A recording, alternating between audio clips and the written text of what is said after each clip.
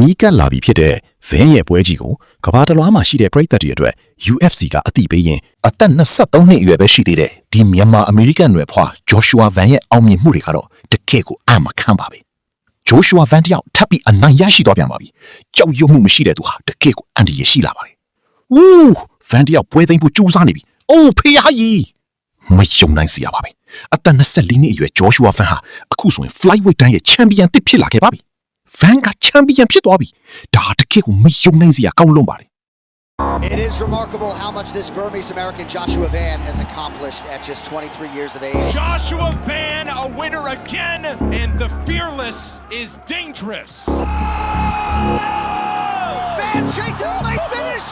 Oh my goodness! Oh my goodness! Oh my We have a new flyweight champion, Joshua Van at 24.